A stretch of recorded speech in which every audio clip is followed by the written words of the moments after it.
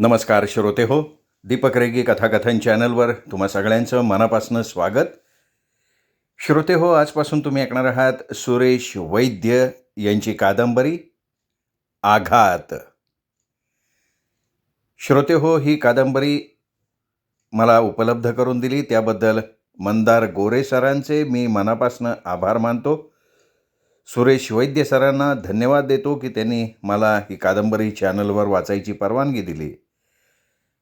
आणि तुम्हाला एक विनंती करतो श्रोते हो, की तुम्ही जर आत्ता चॅनलवर पहिल्यांदा आला असाल किंवा अजूनपर्यंत तुम्ही चॅनल सबस्क्राईब केलं नसेल तर प्लीज चॅनल सबस्क्राईब करा. श्रोते हो, या कादंबरीपासून सुरेश वैद्य सरांचा दुसरा नायक आपल्या समोर येतोय. जो नायक डिटेक्टिव्ह आहे आणि त्याचं नाव आहे विजय अवस्थी. ऐकूया श्रोते हो, सुरेश वैद्य लिखित आघात भाग पहिला. विजय अवस्थी, खाजगी डिटेक्टिव्ह. हे महाशय, छान. टेबलाच्या पलीकडच्या खुर्चीवर बसलेल्या त्या तरुणाकडे बघताना तिचा चांगलाच भ्रमनिरास झाला होता. हा माणूस आपल्याला मदत करणार? देसाई वकिलांनी तर याचं किती कौतुक केलं होतं. आपल्यालाही वाटलं होतं देसाई अंकल सांगतायत म्हणजे खरोखरच. पण तिचीही त्यात काही चूक होती असं म्हणता आलं नसतं. तिने आजपर्यंत जे काही रहस्य कथा कादंबऱ्या वाचल्या होत्या त्यातले डिटेक्टिव्ह कसे होते? कमीत कमी 6.25 फूट उंच, एकदम गोरापान रंग, निळे डोळे किंवा तशा प्रकारचे एक्स्ट्रा ऑर्डिनरी, नजर भेदक वगैरे वगैरे, आणि दिसायला एकदम देखणे. अगदी हिंदी चित्रपटातल्या हिरोच्याही तोंडात मारतील असे. शिवाय त्या हिरोंसारखे एका वेळी 4-4, 6-6 बदमाशांना आपल्या शरीरालाच नाही तर अंगावरच्या कपड्यालाही कुठेही एक सुरकुती पडू न देता सहजपणे धोपटून टाकणारे. तिच्या मनातल्या इमेजशी हे विजय अवस्थी महाशय कुठेच जुळत नव्हते. समोरच्या तरुणाचा रंग गोरापान तर सोडा, साधा गहूवर्णीय म्हणतात तसाही नव्हता. अगदी सावळ्यात जमा होणारा होता. दिसायला तो आकर्षक वगैरे तर अजिबात म्हणता आला नसता. अगदी सर्वसामान्य टिपिकल चेहरा होता त्याचा. म्हणजे लक्ष वगैरे वेधून घेणं असं त्या चेहऱ्यात काहीही नव्हतं. असलीच तर छानपैकी ट्रिम वगैरे केलेली दाढी, नाक, कान, डोळे वगैरे चेहऱ्याचे अवयव हव्या त्या जागेवर आणि व्यवस्थित होते. आणि त्याच्या त्या व्यवस्थित शेप दिलेल्या दाढीमुळे चेहरा थोडाफार रुबाबदार वाटत होता. नाक तरतरीत होतं, कानाची ठेवण नॉर्मल होती. डोळे सर्वसाधारण माणसाप्रमाणे काळे पण काहीसे स्वप्नाळू वाटत होते. असे डोळे तर डिटेक्टिव्ह असणाऱ्या माणसाला मुळीच शोभणारे नव्हते. एकूणच त्याचं व्यक्तिमत्व, त्यांनी जो पेशा पत्करला होता त्याला मुळीच सूट होणारं नव्हतं. निदान आशा ओंकारच्या दृष्टीनं तरी. तिच्यासमोर आता जो काही प्रॉब्लेम होता त्यात देसाई अंकल तिला कसलीच मदत करू शकत नव्हते, म्हणजे लिगली. म्हणूनच त्यांनी तिला एखाद्या खाजगी डिटेक्टिव्हची मदत घेण्याचा सल्ला दिला होता. आता हा असा डिटेक्टिव्ह शोधायचा कुठे? पण तिचा हा प्रॉब्लेम मात्र देसाई वकिलांनी चुटकीसरशी सोडवला होता. त्यांनीच विजयचं नाव तिला सुचवलेलं होतं. देसाईंपेक्षा जवळजवळ निम्म्यानं कमी वय असलेला विजय अवस्थी त्यांचा चांगला मित्र होता. तिची संमती मिळताच त्यांनी लगेच विजयच्या ऑफिसमध्ये फोन करून तो ऑफिसमध्ये असल्याची खात्री करून घेतली होती आणि स्वतः तिच्याबरोबर विजयच्या ऑफिसमध्ये आले होते. विजयच्या डिटेक्टिव्ह एजन्सीचं ऑफिस फोर्टमधल्या MG रोडवर असलेल्या एका 6 मजली पॉश बिल्डिंगमध्ये 4थ्या माळ्यावर होतं. ऑफिसची एकंदर सजावट सुरुचीपूर्ण आणि आल्हाददायक होती. एखाद्या मोठ्या कंपनीच्या पॉश ऑफिसची असावी तशी. त्या पॉश ऑफिसमध्ये पाय ठेवताच आशा ओंकारच्या चिंतेनं ग्रासलेल्या चेहऱ्यावर थोडीफार आशेची पालवी फुटली होती. फोर्टसारख्या भागात एवढं पॉश ऑफिस म्हणजे नक्कीच याचा धंदा तेजीत असला पाहिजे. आणि धंदा तेजीत आहे याचा अर्थ देसाईंनी आपल्याला योग्य माणूस सुचवला आहे. पण ऑफिसवरून ऑफिसच्या मालकाचा तिने केलेला अंदाज सपशेल चुकीचा आहे हे साऊंडप्रूफ केबिनमध्ये बसलेल्या तरुणाकडे बघताच तिच्या लक्षात आलेलं होतं. तिने काहीशा अनिच्छेनं शेजारी बसलेल्या देसाई वकिलांकडे पाहिलं. आशा ओंकारच्या चेहऱ्यावरची नाराजी देसाईंच्या लक्षात आली होती, पण त्यांना त्याचं मुळीच आश्चर्य वाटलं नव्हतं. विजयच्या प्रथमदर्शनानं बऱ्याच जणांचं त्याच्याबद्दलचं गेसिंग चुकायचं. आशा ओंकारसारखीच त्यांच्याही चेहऱ्यावर नाराजी उमटायची आणि नाराजीबरोबर आश्चर्याचे भावसुद्धा उमटलेले असायचे.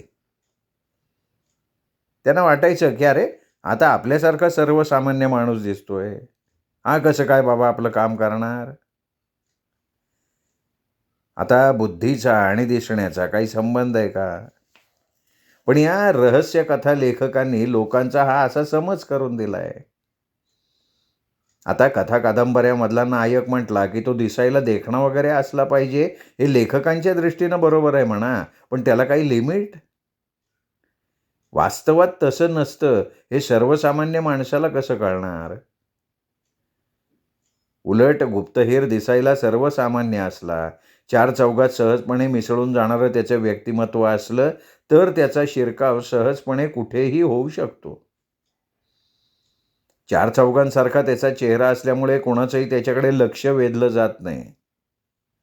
पण लेखक ही गोष्ट विचारातच घेत नाहीत. ज्याची आपली वकिली चालीनाशी झाली की आपणच लेखक व्हायचं. क्राईमचा आपल्याकडे भरपूर साठा आहे. दाणा रहस्य कादंबऱ्या लिहून टाकायच्या. आणि आपल्या रहस्य कादंबरीचा नायक म्हणून विजयालाच निवडायचं. देसाईंनी आपल्या भविष्यकाळाची अशी तरतूद करून ठेवली होती. अर्थात हे असे विचार विजयच्या प्रेमापोटीच त्यांच्या मनात यायचे हे सुद्धा तेवढंच खरं. तर तूर्त मनातले हे विचार बाजूला सारून आशा ओंकारचा प्रॉब्लेम विजयला सांगणं जास्त महत्त्वाचं होतं याचं भान त्यांना होतं, म्हणून मग त्यांनी सुरुवात केली. विजयही बारीक नजरेनं समोरच्या तरुणीकडे बघत होता. तिचं वय साधारण 20-22च्या दरम्यान असावं. दिसायला ती लाखात वगैरे नाही, पण हजारात उठून दिसणारी होती. चेहरा गोल आणि भावपूर्ण होता. डोळे चांगले काळेभोर आणि टप्पोरे होते. नाक सरळ होतं. भरगच्च केसांचा एक जाडजूड शेपटा तिने घातला होता. त्यातल्या काही बटा तिच्या कपाळावर आल्या होत्या आणि त्या नैसर्गिकपणे आल्या होत्या. दोन्ही भुवयांच्या किंचितवर बरोबर कपाळाच्या मध्यभागी एक नाजूक लाल रंगाची टिकली होती. त्या क्षणी तिच्या अंगावर पंजाबी ड्रेस होता. तिच्या गोऱ्या शरीरावर तो आकाशी रंगाचा ड्रेस विशेष खुलून दिसत होता. तिची राहणी थोडीफार आधुनिक पद्धतीची असली तरी त्यात संपन्न अभिरुची जाणवत होती. चेहऱ्यावरून ती बुद्धिमान वाटत होती. एकूणच ही पोरगी सरळ साधी वाटत होती. पण विजयच्या स्वभावानुसार कुठल्याही व्यक्तीबद्दल पहिल्याच भेटीत काही ठाम मत करून घेण्याच्या तो विरुद्ध. आशा ओंकार याला अपवाद नव्हती. आशा ओंकारच्या चेहऱ्यावर असलेली चिंता आणि काळजीचे भाव बघून तिची संपूर्ण हकीकत ऐकल्याशिवाय कसलंही मत त्यांनी बनवलेलं नव्हतं. अर्थात देसाईंनी तिला आपल्याकडे आणली आहे म्हणजे तिची केस हातात घ्यायला हवी ह्याची त्यालाही जाणीव होती, पण तरीही देसाईंच्या बोलण्यावर त्यांनी नजर उचलली आणि त्यांच्याकडे बघितलं.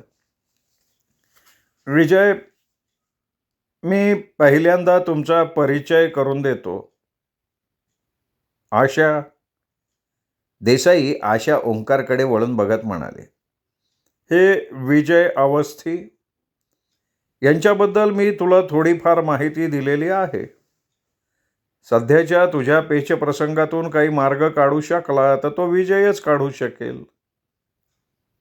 आशा ओंकारने यावर कसलीही प्रतिक्रिया व्यक्त केली नाही. देसाईंच्या बोलण्याचा तिच्यावर फारसा परिणाम झाला नाही हे तिचा चेहरा सांगत होता. आणि विजय ह्या आहेत आशा ओंकार, हिचे काका भैयासाहेब ओंकार, माझे चांगले मित्र आणि क्लायंट सुद्धा आहेत. नमस्कार. विजयनी औपचारिकपणे तिला अभिवादन केलं. आशानेही आपले दोन्ही हात जोडले, पण तोंडातून तिने एक शब्दही काढला नाही. तिचा चेहरा आता पूर्वीपेक्षाही गंभीर झाला होता.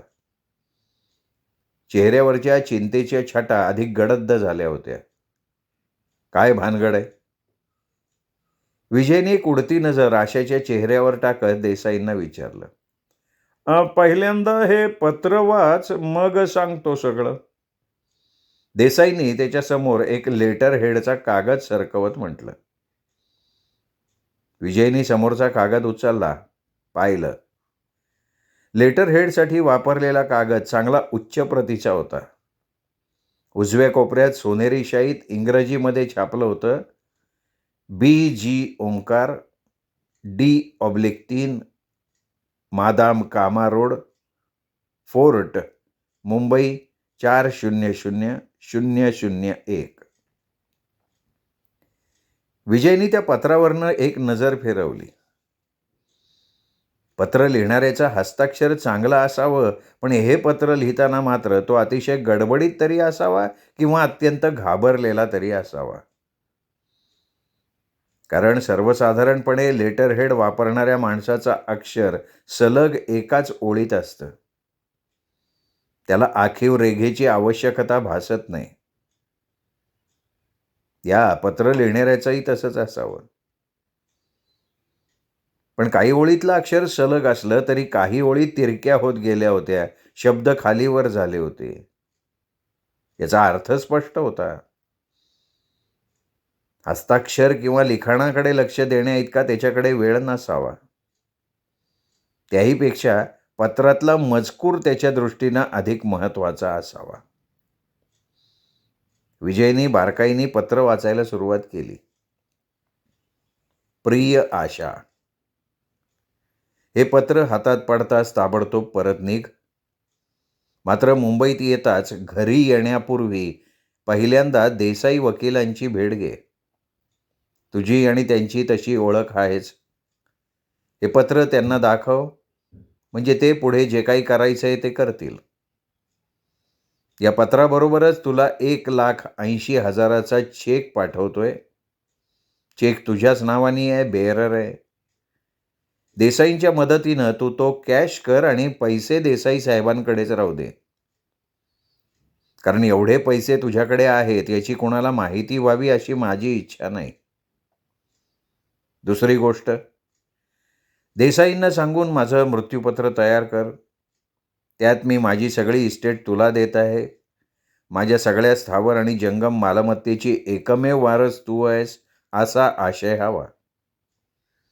साक्षीदार वगैरेची सगळी व्यवस्था देसाईंनीच करायची आहे.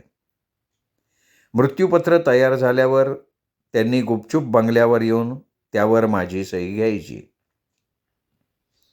मृत्यूपत्राबाबत तू, देसाई आणि साक्षीदार यांच्या व्यतिरिक्त अन्य कोणालाही कसलीही कल्पना देऊ नये. या बाबतीत मी अत्यंत गुप्तता पाळण्याचं ठरवलंय. हे विशेष करून लक्षात ठेव, कारण मी माझी सगळी संपत्ती तुझ्या नावे केली आहे हे समजलं तर काहीतरी विपरीत घडण्याची शक्यता आहे. एवढं सगळं झाल्यावर तू बंगल्यावर ये. त्यापूर्वी कुठल्याही परिस्थितीत तू बंगल्यावर येता कामा नये हे पुन्हा एकदा लक्षात ठेव. अनेक आशीर्वाद. आणि खाली भैयासाहेब ओंकारांची सही आणि तारीख होती. पत्र वाचून झाल्यावर विजयनी प्रश्नार्थक मुद्रेनं देसाईंकडे बघितलं.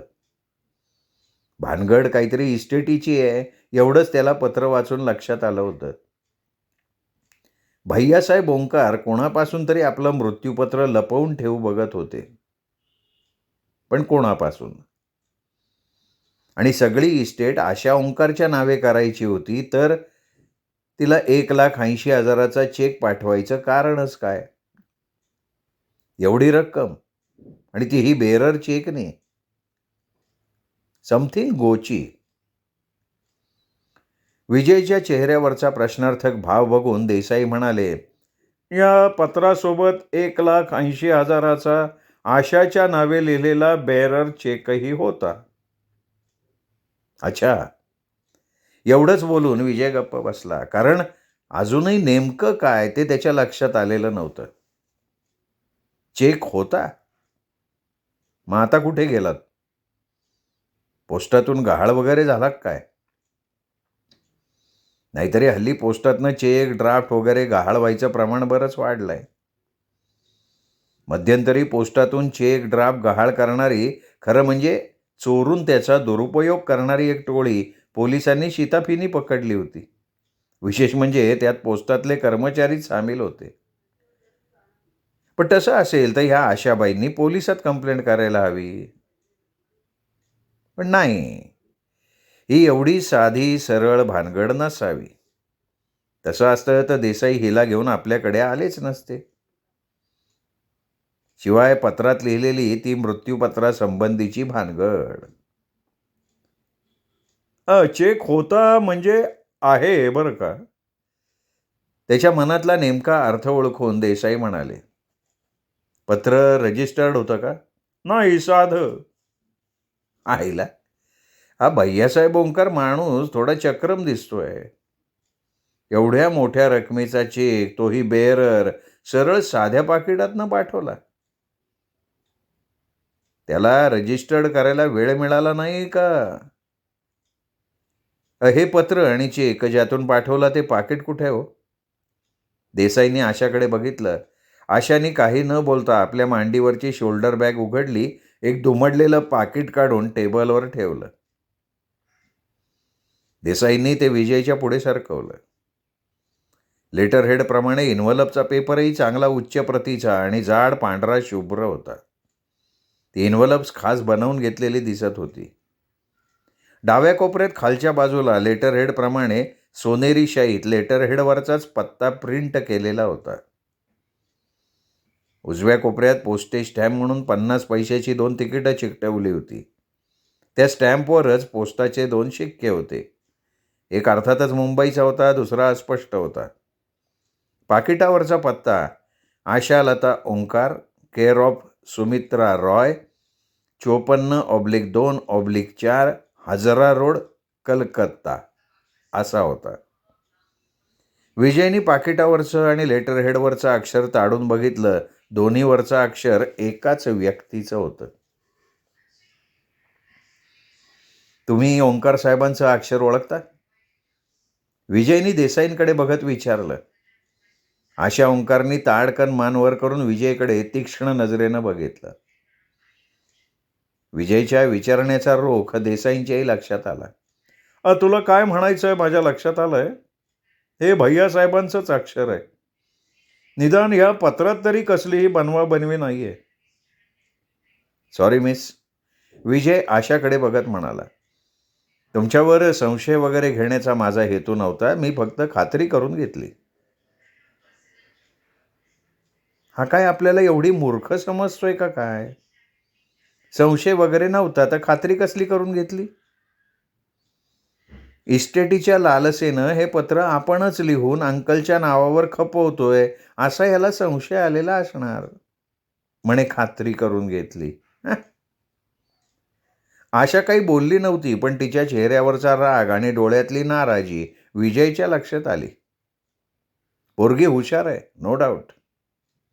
आपल्या बोलण्यामागचा नेमका अर्थ बरोबर तिच्या लक्षात आला. खरं म्हणजे विजयनी तो प्रश्न मुद्दामच देसाईंना विचारलेला होता. आशाच्या डोळ्यात किंवा चेहऱ्यावर काही चलबिचल दिसतीये का हे त्याला बघायचं होतं. पण आशाने ज्या तीक्ष्ण नजरेने त्याच्याकडे बघितलं होतं त्यावरून ही पोरगी निर्दोष आहे याची त्याला खात्री पटली होती. आता सांगा काय भानगड आहे? देसाईंकडे बघत विजयने विचारलं. आशा भैयासाहेबांची पुतणी आहे. देसाई एक एक शब्द काळजीपूर्वक निवडत म्हणाले. साधारण 2-2.5 महिन्यांपूर्वी ती कलकत्त्याला गेली होती. का? हां, कारण हिच्या काही नातेवाईकांचं म्हणणं होतं, की भैय्यासाहेबांची देखभाल करण्याच्या नादात ही स्वतःच्या तब्येतीकडे दुर्लक्ष करतीये. भैय्यासाहेब आजारी आहेत का? नाही, नाही, तसे आजारी नाहीत, पण आता वय झाल्यामुळे म्हातारपणातल्या काही किरकोळ तक्रारी असतात. तर त्यांची काळजी ही घेत होती. बरं, मग? तर हिच्या नातेवाईकांनी काही दिवसांसाठी हिने एखाद्या हिल स्टेशनला जाऊन राहावं, असा सल्ला दिला. कलकत्ता काय हिल स्टेशन आहे का? नाही, नाही. त्यांनी हिला दार्जिलिंगला जायला सांगितलं. दार्जिलिंग एक सुंदर हिल स्टेशन आहे याची तुला कल्पना आहे. हां, पण आराम करण्यासाठी हिल स्टेशनलाच जायचं होतं, तर एवढ्या लांब जायची काय आवश्यकता होती? दार्जिलिंग म्हणजे मुंबईचं विरुद्ध टोक आहे. आपल्या महाराष्ट्रातच कितीतरी हिल स्टेशन्स आहेत. मुंबईपासून अगदी जवळ म्हणजे माथेरान आहे, लोणावळा आहे. थोडं फार लांबच जायचं तर महाबळेश्वर आहे, गणपतीपुळे आहे. आणखीन थोडं लांब जायचं तर गोवा, म्हैसूर, बंगलोर. म्हणजे निदान दार्जिलिंगपेक्षा ही ठिकाणं निश्चित जवळची आहेत ना. मग तुझं म्हणणं बरोबर आहे. मी सुद्धा हिला हाच प्रश्न विचारला होता. मग यांचं काय उत्तर आहे? तूच सांग. मी जाण्याआधी काही दिवस अंकलचे लांबचे नातेवाईक बंगल्यात राहायला आले होते. आशा काहीशा हळुवार आवाजात अडखळत्या सुरात म्हणाली. विजयच्या ऑफिसमध्ये आल्यापासून तिने पहिल्यांदा तोंड उघडलं होतं. तिचा आवाज तिच्या रूपाला साजेलसा गोड होता, मृदू होता. लांबचे म्हणजे म्हणजे अंकलचे चुलत भाऊ आणि त्यांची पत्नी. त्यांची नावं बाबूराव आणि आनंदी. बरं, पुढे? त्याच दोघांनी अंकलना सुचवलं, की त्यांच्याकडे लक्ष देता देता मी माझ्या तब्येतीकडे दुर्लक्ष करतीये, म्हणून काही दिवस मी कुठल्यातरी हिल स्टेशनला जाऊन राहावं. आनंदी आंटीनी मला समजावलं, की ती अंकलची काळजी घेईल. अंकलचं माझ्यावर फार प्रेम आहे. मागेही ते बऱ्याच वेळा मला कुठेतरी जाऊन ये असं म्हणाले होते, पण प्रत्येक वेळी त्यांच्याकडे लक्ष द्यायला कोणी नाही असं सांगून मी त्यांचं म्हणणं टाळत आले होते. पण यावेळेला तसली काही सबब माझ्याकडे नव्हती. अंकलना त्यांचं म्हणणं पटलं आणि त्यांनी मला जबरदस्तीने जायला लावलं. दार्जिलिंग सुचवलं कोणी? तुमच्या अंकलनी का त्या बाबूरावनी? बाबूराव आणि आनंदी आंटीनी. पण एवढी जवळची हिल स्टेशन सोडून एवढ्या लांब जाण्याची काय आवश्यकता आहे, असं तुम्ही त्यांना म्हटलं नाही? म्हणाले मी. पण बाबूराव आणि आनंदी आंटी म्हणाली, जवळपासची हिल स्टेशन्स काय मला कधीही बघता येतील. शिवाय इथल्या जवळपासच्या हिल स्टेशन्सपेक्षा दार्जिलिंग कितीतरी पटीनं चांगलं आहे. मग त्यानिमित्तानं पुरी, कोणार्क, सिलिगुडी वगैरे ठिकाणं मला बघता येतील. आणि तुम्हाला ते पटलं. यात न पटण्यासारखं काय होतं? अहो, बी.कॉम झाल्यावर गेली 2 वर्ष मी कुठे गेलेच नव्हते. मी कुठे गेले तर अंकलची काळजी कोण घेणार? हा प्रश्न आत्ता आनंदी आंटीनं सोडवला. आणि त्यावेळेपर्यंत बाबूराव आणि आनंदी आंटी माझ्याशी इतकं चांगलं वागत होते, की अंकलपासनं मुद्दामून मला दूर करायचा ते प्रयत्न करतायत, अशी पुसटशी सुद्धा शंका माझ्या मनात आली नाही. शिवाय अंकलनी त्यांचं म्हणणं उचलून धरलं होतं. काही दिवस मी मोकळेपणे फिरावं असं त्यांचंही मत होतं. पण इतक्या दूर ते तुम्हाला एकटीला पाठवायला कसे काय तयार झाले? मला माझा वाटत नाही इतका अंकलना माझ्याविषयी जबरदस्त कॉन्फिडन्स आहे. शिवाय अंकल तसे बरेच पुरोगामी मताचे आहेत. स्त्रियांविषयी त्यांचे दृष्टिकोन उदारमतवादी म्हणता येतील असेच आहेत. पुरुषांप्रमाणे स्त्रीनीही निर्भयपणे फिरायला हवं. प्रत्येक वेळी कोणाची तरी सोबत घेऊन स्त्री स्वतःच स्वतःला दुबळी बनवते, असं त्यांचं मत. I see, I see. मग दार्जिलिंगला तुम्ही किती दिवस राहिलात? महिनाभर. नंतर? मग कलकत्त्याला आले. हा मध्येच कलकत्त्याचा प्रोग्राम तुम्ही कसा काय ठरवला? अहो, माझी एक मैत्रीण असते कलकत्त्याला. कॉलेजमध्ये असताना ती माझी फास्ट फ्रेंड होती. लग्न होऊन ती कलकत्त्याला गेल्यावरही आमचा पत्रव्यवहार अधूनमधून चालू होता. दार्जिलिंगला जायचं ठरवल्यावर मी तिला तसं पत्र लिहिलं. अच्छा. दार्जिलिंगला महिनाभर राहिल्यावर मी तिच्याकडे कलकत्त्याला गेले. तिथे तुम्ही किती दिवस राहिलात? अंकलचं हे पत्र मिळेपर्यंत मी तिच्याकडेच होते. तुमच्या अंकलनं तुमच्या या मैत्रिणीचा पत्ता माहिती होता? मीच कळवला होता. हे पत्र मिळेपर्यंत म्हणजे जवळजवळ 2 महिने तुम्ही तुमच्या ह्या मैत्रिणीकडे राहिलात? हो. तिचा नवरा कलकत्त्यातल्या एका बड्या कंपनीत मोठ्या हुद्द्यावर काम करतो. त्यांचा स्वतःचा बंगला आहे. आणि मी 2च नाही आणखीन 6 महिने राहिले असते ना तरी त्यांना माझी काही अडचण झाली नसती. पहिल्यांदाच आशा काहीशी चिडल्यासारखी झाली होती. तुम्ही मुंबईत केव्हा आलात? तिच्या चिडण्याकडे सोयीस्कर दुर्लक्ष करत विजयने विचारलं. आजच सकाळी. आणि अंकलनी सांगितल्याप्रमाणे मी सरळ बंगल्यावर न जाता ह्यांच्याकडे गेले. मानेनी देसाईंकडे निर्देश करत ती म्हणाली. त्या पत्रावरची तारीख महिनाभरापूर्वीची आहे. पत्र मिळताच तुम्ही ताबडतोब निघालात असं तुम्ही म्हणालात मगाशी. आणि मुंबई तुम्ही आज सकाळी आलात, बरोबर? हो. मग कलकत्त्याहून निघाल्यानंतर तुम्ही मध्ये कुठे उतरला होता? विजयच्या प्रश्नाचा रोख लगेचच लक्षात आला. कलकत्त्याला पत्र मिळायला फार फार तर 5-6 दिवस, तिथून मुंबईला यायला अगदी रेल्वेनं म्हटलं तरी 1.5 दिवस, खरं म्हणजे बरोबर 36 तास. म्हणजे पत्रावरच्या तारखेपासून फार तर 8 दिवसात तुम्ही मुंबईत हजर व्हायला हवं होतं. विजयची शंका रास्त होती. अंकलचं पत्र यायच्या आदल्या दिवशी मी आणि सुमित्रा टाटानगरला तिच्या एका नातेवाईकाच्या लग्नाला गेलो होतो. तिच्या सासरच्या लोकांनी आग्रह केल्यामुळे आम्ही मग 15-1 दिवस टाटानगरलाच राहिलो. हां. कारण अगदीच काही न पटण्यासारखं नव्हतं. 15 दिवसांनी टाटानगरहून आल्यानंतर तिला पत्र मिळालं म्हणजे 15 दिवस तिची वाट बघत ते पत्र तसंच पडून राहिलं होतं. आणि इकडे भैयासाहेब आपल्या पुतणीच्या वाटेकडे डोळे लावून बसलेले असणार. पण त्यांना नेमकी भीती कशाची वाटत होती? आशाला ताबडतोब बोलावून घ्यावं असं त्यांना का वाटलं? सरळ बंगल्यावर न येता देसाई वकिलांकडे जायचा सल्ला त्यांनी तिला का दिला? आणि सगळ्यात महत्त्वाचं, 1,80,000चा बेअरर चेक त्यांनी तिला का पाठवावा? यापूर्वी एवढ्या मोठ्या रकमेचा चेक तुमच्या अंकलनी तुम्हाला दिला होता? कारणच काय होतं त्याचं? मी अंकलकडेच राहत होते. मला जे हवं ते अंकल आणून द्यायचे. अहो, पैशाची मला तशी कधी आवश्यकताच भासली नाही. आणि अगदी भासली ना तरी ती 1,000-500च्या वरती नसायची.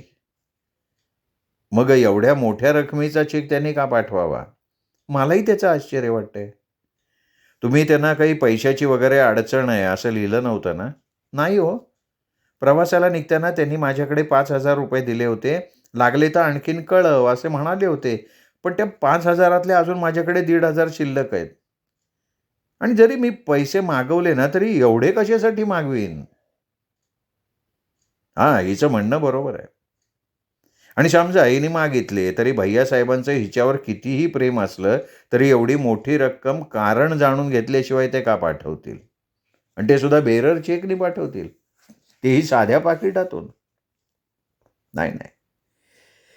भैयासाहेबांनी स्वतःहून चेक पाठवला होता आणि त्यामागे तसं काहीतरी कारण असायला पाहिजे. भैयासाहेबांच्या अकाउंटला 1,80,000 आहेत? हो, आहेत. ज्या वेळेला मी दार्जिलिंगला गेले तेव्हा अंकलच्या अकाउंटमध्ये 2,10,000 जमा होते. हे तुम्हाला कसं काय माहिती? अहो, अंकलचे सगळे हिशोब आणि व्यवहार मीच बघत होते. त्यांचे चेकसुद्धा मीच लिहायची. अंकल फक्त मी सांगीन तिथे सही करायचे. एवढा त्यांचा विश्वास होता तुमच्यावर? हो, होता. मी त्यांची पुतणी होते. मी कोणी क्लार्क किंवा सेक्रेटरी नव्हते ना. आशा काहीशा तीव्र स्वरात म्हणाली. क्लर्क किंवा सेक्रेटरीवर कोणी विश्वास टाकत नाही असं तुम्हाला कोणी सांगितलं हो? विजय किंचित स्मित करत म्हणाला. विश्वास केवळ नातेवाईकांच्यावर ठेवायचा असतो, नोकरांवर नाही, असा तुमचा काहीतरी गैरसमज झालेला दिसतोय मिस. नोकरसुद्धा इमानदार असू शकतात. मी तर म्हणतो नातेवाईकांपेक्षा सुद्धा नोकर जास्त प्रामाणिक असतात. आय एम सॉरी, माझ्या बोलण्याचा उद्देश तो नव्हता. आशा काहीशा ओशाळल्या स्वरात म्हणाली, "इट्स ऑल राईट. मला सांगा भैय्यासाहेबांचं वय काय आहे?" "60 वर्ष." "तुम्ही त्यांच्याजवळ केव्हापासून राहताय?" "लहानपणापासूनच."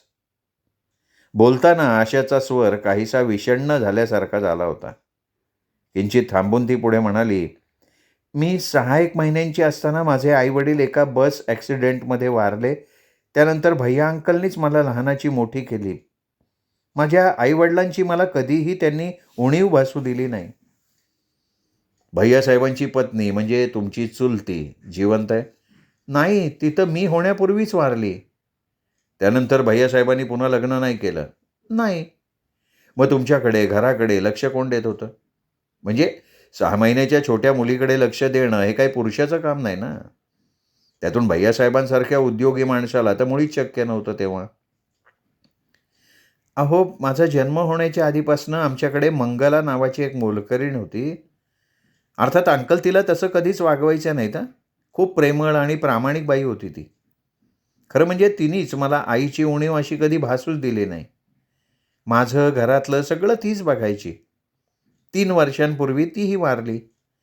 तेव्हापासून घराची सगळी जबाबदारी माझ्यावर आहे. मीच सगळं बघते. आणि आता तुम्ही गेल्यावर घराची जबाबदारी तुमच्या आनंदी आंटींनी उचलली." "शक्य आहे." "भैय्यासाहेब तुमचे सख्खे चुलते आहेत का?" "म्हणजे?" किंचित भुवया उचलून विजयकडे बघत आशाने विचारलं. "नाही, नाही, म्हणजे लांबचे, दूरचे असला काही प्रकार?" "नाही, नाही. माझे वडील त्यांचे सख्खे लहान भाऊ होते." "तुम्हाला इतर जवळचे असे कोणी नातेवाईक?" "तुमच्याकडून म्हणा किंवा भैय्यासाहेबांच्या सासूरवाडीकडून म्हणा." "नाही, कुणीच नाही." "या बाबूरावांना तुम्ही यापूर्वी कधी बघितलं होतं का?" "नाही हो, ते आमच्याकडे असे अचानकच टपकले. फार पूर्वी कधीतरी एकदा दोनदा अंकलनी कुठल्यातरी संदर्भात त्यांचा उल्लेख केलेला मला आठवतोय, पण तसं निश्चित नाही सांगता येणार." "म्हणजे बाबूराव भैय्यासाहेबांशी सांगत असलेलं चुलत भावाचं नातं भैय्यासाहेबांना मान्य आहे?" "हो, त्याच्याशिवाय अंकलनी त्यांना बंगल्यात कसं घेतलं असतं ना." "हां." काही क्षण विजय गप्प बसला. आशाकडून काढून घेतलेल्या माहितीचा त्याला फारसा उपयोग झाला नव्हता. फक्त ह्या प्रकरणात बाबूराव आणि त्याच्या बायकोचा संबंध आहे आणि आशाला मुद्दामूनच भैय्यासाहेब ओंकारांपासून दूर ठेवण्यासाठी तिला दार्जिलिंगला पाठवण्यात आलं, एवढ्या 2च गोष्टी त्याच्या लक्षात आलेल्या होत्या. पण या प्रकरणात यांना आपल्याकडून कुठल्या आणि कसल्या मदतीची अपेक्षा आहे हे काही त्याच्या लक्षात आलेलं नव्हतं. आशा आज सकाळी कलकत्त्याहून मुंबईला आली. भैय्यासाहेबांच्या सूचनेप्रमाणे तिने देसाई वकिलांची भेट घेतली. मृत्यूपत्र तयार करण्यासंबंधात. अरे बापरे! देसाई साक्षीदार म्हणून मृत्यूपत्रावर आपली सही घ्यायला तर आले नाहीत ना? नाही, नाही. पण या असल्या कारणासाठी देसाई काही आपल्याकडे येणार नाहीत. मग त्या 1,80,000च्या चेकबद्दल तर काही विचारायला आले नाहीत ना? भैय्यासाहेबांनी दिलेला चेक कॅश केला का? काहीतरी विचारायचं म्हणून विजयनी देसाई वकिलांकडे बघत विचारलं. "अरे तेच तर सांगायला तुझ्याकडे आलोय ना. भैय्यासाहेबांचं हे पत्र वाचल्यानंतर आशाला घेऊन मी तो चेक कॅश करण्यासाठी बँकेत गेलो. पण चेक काही कॅश झाला नाही." "का बरं?" विजयनी खऱ्याखुऱ्या आश्चर्याने विचारलं. "कारण भैय्यासाहेबांच्या अकाउंटला एक नवा पैसाही नाहीये." "व्हॉट?" विजय एकदम खुर्चीत ताठ बसत उद्गारला. "Yes, that's correct." आपण यांनी आत्ताच सांगितलं ना, की दार्जिलिंगला जाण्यापूर्वी म्हणजे 3 महिन्यांपूर्वी भैय्यासाहेबांच्या अकाउंटमध्ये 2,10,000 शिल्लक होते. मग केवळ 3 महिन्यात भैय्यासाहेबांनी एवढी रक्कम कशासाठी खर्च केली? आणि केली असती त्यांनी खर्च तर 1,80,000चा बेरर चेक त्यांनी यांना पाठवला नसता. बरोबर आहे तुझं म्हणणं. मग तुम्ही बँकेत त्याबद्दल काही चौकशी केली का? केली की. बँकेचे मॅनेजर शाळीग्राम म्हणून आहेत. ते आशाला ओळखतात. भैय्यासाहेबांतर्फे आशा बँकेचे सगळे व्यवहार बघायची. त्यांच्याकडून माहिती एवढीच मिळाली की भैयासाहेबांच्या इस्टेटीचं संरक्षण करण्यासाठी बाबूरावची ट्रस्टी म्हणून कोर्टानं नियुक्ती केलेली आहे. भैयासाहेबांना काय झालंय? विजयच्या मनात भलतीच शंका आली होती. बँकेला कोर्टाकडून जो आदेश आला त्यात असं म्हटलं होतं की भैयासाहेब ओंकार हे मानसिकदृष्ट्या अपंग झालेले असून त्यांनी आपलं मानसिक संतुलन पूर्णपणे गमावलेलं आहे. आपल्या हिताचा विचार करण्याची क्षमता आता त्यांच्यात राहिलेली नाही आहे. अशा अवस्थेत आपल्या संपत्तीची ते योग्य काळजी घेऊ शकणार नाहीत. त्यांच्या ह्या अवस्थेचा फायदा घेऊन त्यांची इस्टेट कोणा भलत्याच माणसाच्या हातात पडू नये, अगर भैयासाहेब ओंकारांनी ती इकडे तिकडे उधळू नये म्हणून त्यांचे चुलत बंधू बाबूराव ओंकार यांना भैयासाहेब ओंकाराच्या इस्टेटीचे तात्पुरते ट्रस्टी म्हणून नियुक्त करण्यात येत आहे. अरे पण हे अपील कोर्टात केलं कोणी? स्वतः बाबूरावनी. आणि भैयासाहेबांच्या जवळचा आणि एकमेव नातेवाईक म्हणून स्वतःची ट्रस्टी म्हणून त्याने नेमणूक करून घेतली. मग बँकेतल्या रकमेचं काय केलं त्याने? भैयासाहेबांच्या संपत्तीचा ट्रस्टी होण्याच्या नात्याने त्यांनी भैयासाहेबांच्या अकाउंटमधली सगळी रक्कम स्वतःच्या नावावर ट्रान्सफर करून घेतली आहे. अशा परिस्थितीत आशाला मी एकच सल्ला देऊ शकत होतो, तो म्हणजे तिने स्वतः बंगल्यावर जाऊन भैयासाहेबांची प्रत्यक्ष भेट घेणं. बरं, मग माझ्या सल्ल्याप्रमाणे आशा बंगल्यावर गेली आणि साधारण अर्ध्या एक तासात रडत रडत परत आली. का? कारण भैयासाहेब बंगल्यात नव्हते. आशाच्या आंटीनी तिला सांगितलं की भैयासाहेबांच्या मनावरचा कंट्रोल पूर्णपणे गेलाय. ते वेड्यासारखे चाळे करायला लागलेले होते, म्हणून त्यांना एका प्रायव्हेट नर्सिंग होममध्ये दाखल करण्यात आलेलं आहे. कुठल्या नर्सिंग होममध्ये? त्या आशाने विचारलं, पण त्यांनी ते सांगायला नकार दिला.